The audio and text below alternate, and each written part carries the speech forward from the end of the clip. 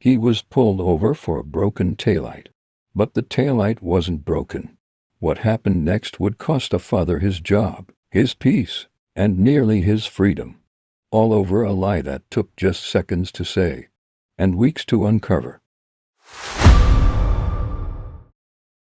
Marcus Levy was a delivery driver, quiet, hardworking, and doing everything he could to raise his 8-year-old daughter, Zoe, on his own.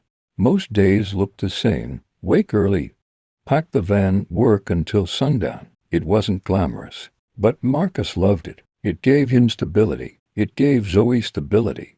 And until that night, life was predictable in the best possible way.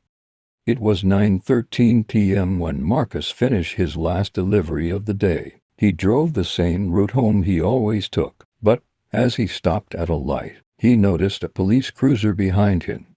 No sirens, no signals, until the light turned green. Suddenly, bright strobes filled his mirrors. Marcus pulled over immediately. He took a slow breath, remembering every conversation he ever had with his father about staying calm, staying respectful, staying alive. The officer approached the window with a flashlight already raised. Officer Stern, off camera. License and registration. Your taillight is broken. Marcus blinked.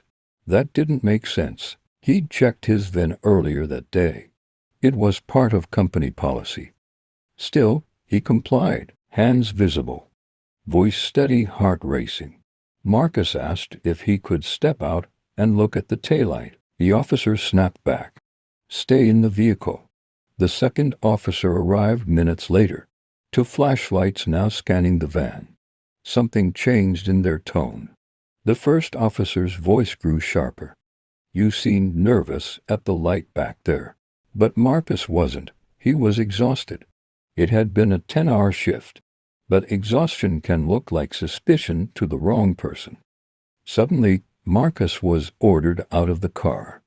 Patted down. His then searched without consent. He wasn't detained. But he wasn't free to go for 27 minutes. Marcus stood on the cold pavement, watched by two officers for a taillight that wasn't broken. After finding nothing, after turning up nothing, after nearly half an hour of intimidation and searching, the officer handed Marcus a citation. Fix your taillight. Court date is on the back. No explanation, no apology. Marcus drove home shaken. He checked his taillight as soon as he parked. It worked perfectly. For many people, a ticket is annoying. For Marcus, it was devastating. His delivery company had zero-tolerance policies for moving violations. Insurance premiums rose. His hours were cut. Marcus struggled to pay rent. Zoe noticed the stress, even if he tried to hide it. She asked if she needed to help sell her toys. Marcus could only smile and say no. But inside, he wondered how a single lie could collapse his entire life. Everything changed 3 weeks later, when a stranger reached out through Facebook. A man named Calvin, who had been driving behind Marcus that night, had dashcam video, and he had no idea the stop had escalated that badly. When Marcus watched the video, his hands shook. The video clearly showed his taillight was never broken, not flickering, not dim, not malfunctioning. It also captured the officer's patrol car's internal lights, timestamp, audio intact. And that audio included something chilling. Just before the officers activated their lights, one said to the other, "Let's check him out." Not broken taillight, not probable cause. Just, let's check him out. Marcus filed a complaint. At first, it was ignored. Then the video went viral locally and everything changed. Community leaders demanded answers. Civil rights groups stepped in. The department was forced to investigate.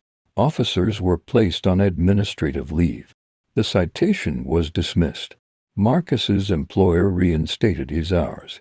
But the emotional damage, the fear, the humiliation, couldn't be undone. Marcus didn't want revenge. He wanted accountability. In the end, the department issued a formal apology. But the officers kept their jobs. The system moved on. Marcus didn't. They said his taillight was broken. But the only thing broken that night was the truth.